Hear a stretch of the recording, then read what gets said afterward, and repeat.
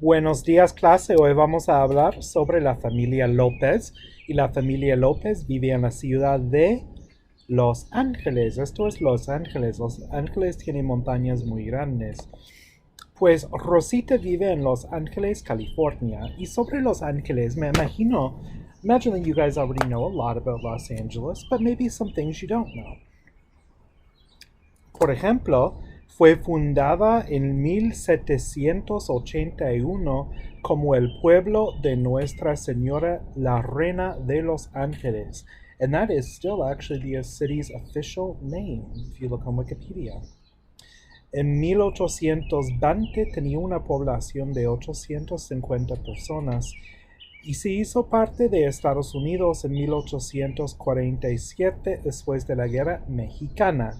Y ahora ya sabemos que Los Ángeles es la ciudad segunda más grande de este país y la ciudad tiene 4 millones de personas. En su zona metropolitana es más como 10 millones o 14 millones, ¿no? Es una ciudad enorme, ¿no? Pues allá, ¿no? So today it's population of about 4 million people in the city itself. Y 49% de la población es hispano con origen de toda Latinoamérica. Y uno de sus lugares conocidos es la calle Olvera, que es la calle más vieja de la ciudad. And if you ever go, this is literally right next to downtown LA. They call it Little Mexico. Of course, Los Angeles is a huge Mexican influence, which is everywhere in the city. But this area in particular, you can go and they have some restaurants, some stalls, you can buy knickknacks and that kind of thing. So this is Olvera Street in Dia de los Muertos, and of course we can't watch the whole video for copyright reasons. I'm going to play you a little clip and leave a link where you can watch the rest, and I do encourage you to watch the rest because these might be good questions to come up on the exam.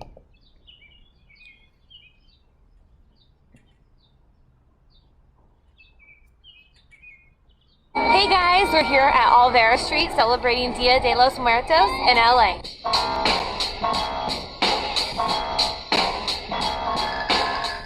For over 30 years, Olvera Street in downtown Los Angeles has celebrated Dia de los Muertos, the Day of the Dead. It's a 9-day festival, and here are some of the highlights. The first thing you will see is all around the central pavilion, they have community altars set up to... So I'm going to pause that right there, and I'm going to leave the link right up top. You click on the I in the upper left right-hand corner. The reason being is that I've played entire videos before, and the videos got flagged for copyright infringement, so I can't do that anymore. But do watch it, it's super important, and it might pop up on a quiz. Muy bien, esto es Los Ángeles. Vamos a volver. En el Día de los Muertos, Rosita celebra a su papá con una ofrenda. So on Día de los Muertos, you build an ofrenda with various things, candles, cempasúchil. Cempasúchil are these flowers here, which we call marigold. Velas, comida, bebidas, muchas cosas diferentes se puede poner en una ofrenda. Y esto es la familia López, ¿no? Y como podemos ver, su papá está muerto. Her father has passed away. So we're going to learn about some of the relations. These are all in relation to Rosita. Primero empezamos con Alex. Alex es su hermano. Hermano. And as always, I encourage you to flip to the back of your chapter and look at the vocab as we go. Hermano. Siguiente vamos con Rosa. Rosa es su madre. Madre. And of course, these all have articles. So this is la madre, because it's a woman. El hermano, or la hermana, as you can see there. Seguimos con pues su padre, pero su padre está muerto, ¿no? Esto es padre. Y su padre está muerto, ¿qué hace su madre?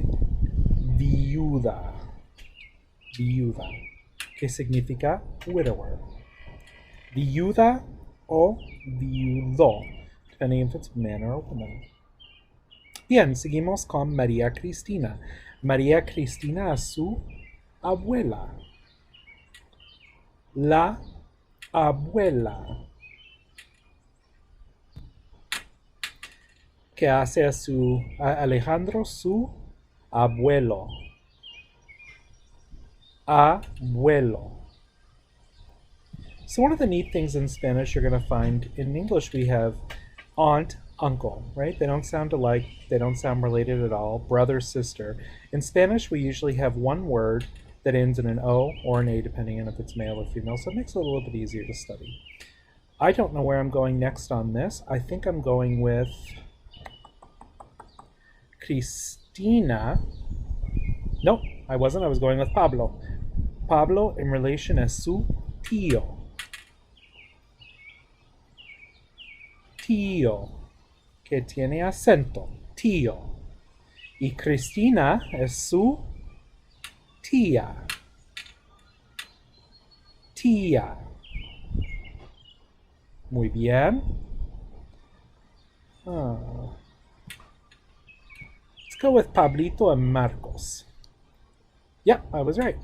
Primo. La relación con Rosita es primo.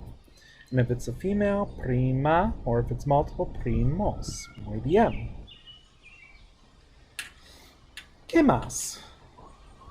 And esto es padrastro.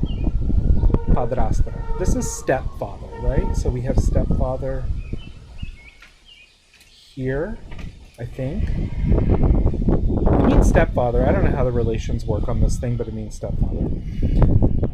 It's not very clear who's married and who's divorced here. Or maybe, you know, they're in a throuple. That would be fun. So there we go. It is 2020.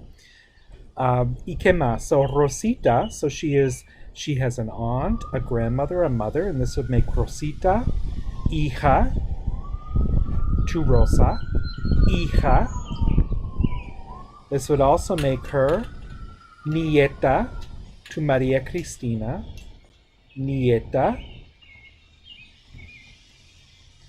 And this would also make her, in relation to Cristina, sobrina.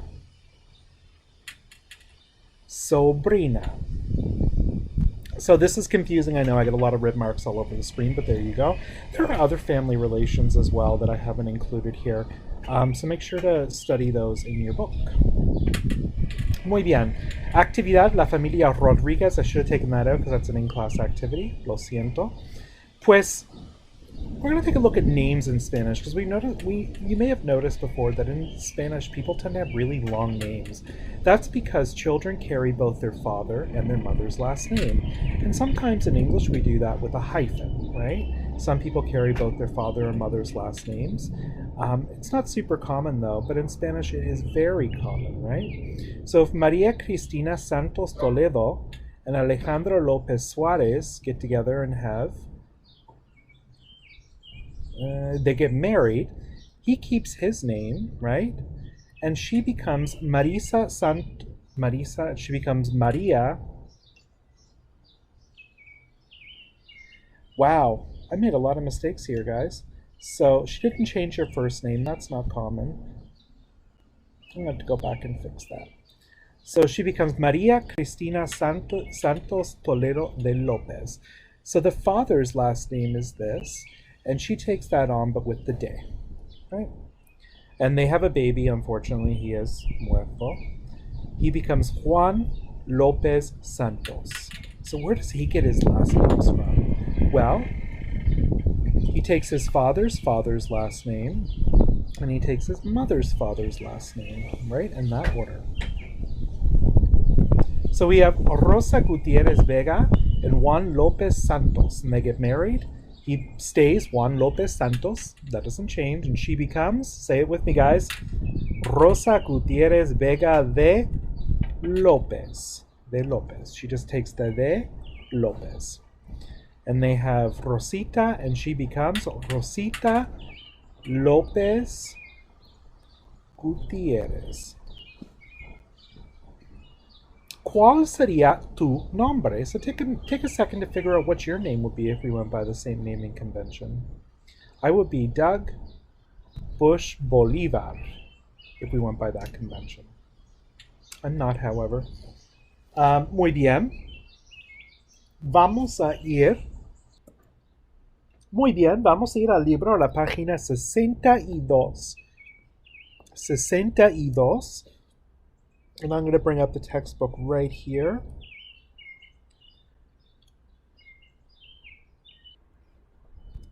Muy bien, I'm going to bring up the textbook right here. And I'm going to read you guys a few sentences, a few phrases, and you're going to tell me if they're true or false, cierto or falso, depending on if the relation is logical or not. So here we go. Número 1. La hermana de mi madre es mi tía.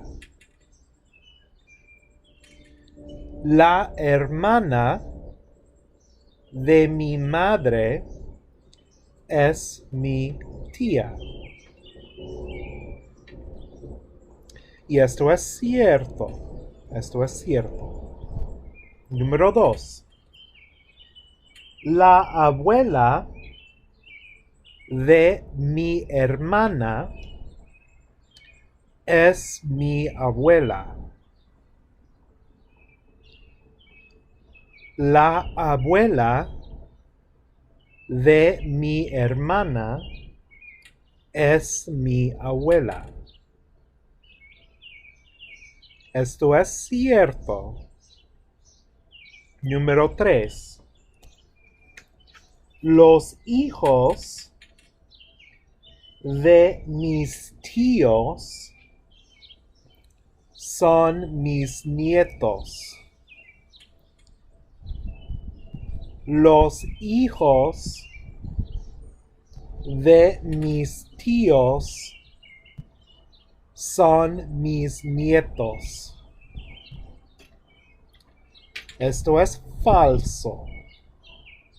Número 4. El padre de mi madre es mi tío. El padre de mi madre es mi tío. Esto es falso. 5. Mi hermana es la hija de mi tía y mi tío.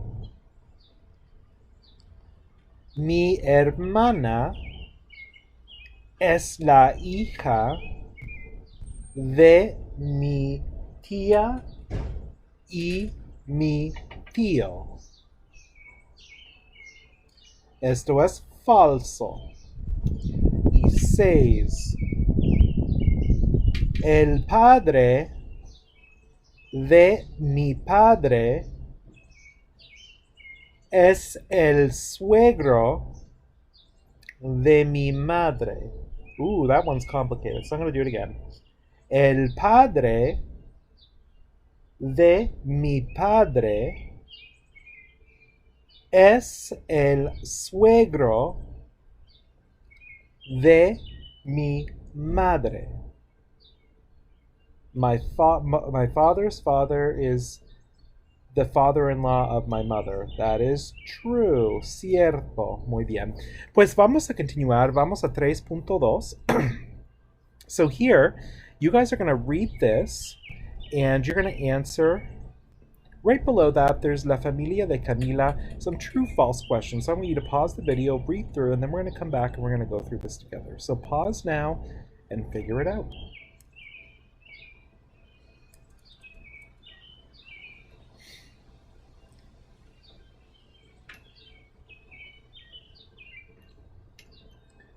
Muy bien, number 1. El padre de Camila está divorciado. Mis padres son divorciados. Esto es cierto. Mónica es la hija de su mamá y su padrastro.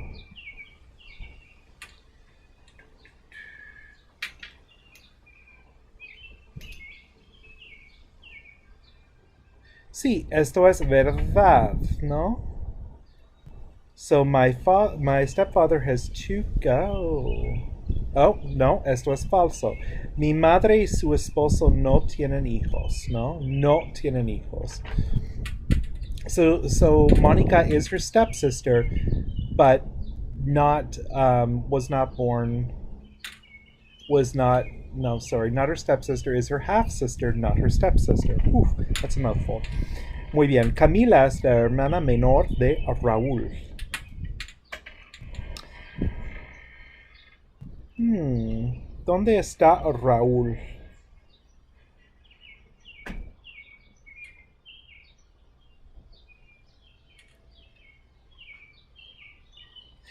Que sí tengo un hermano mayor. Mayor means older. Menor means younger. So this is true. So Raúl, she is the younger sister of Raúl. Marta es la hermana de Paula. Aquí.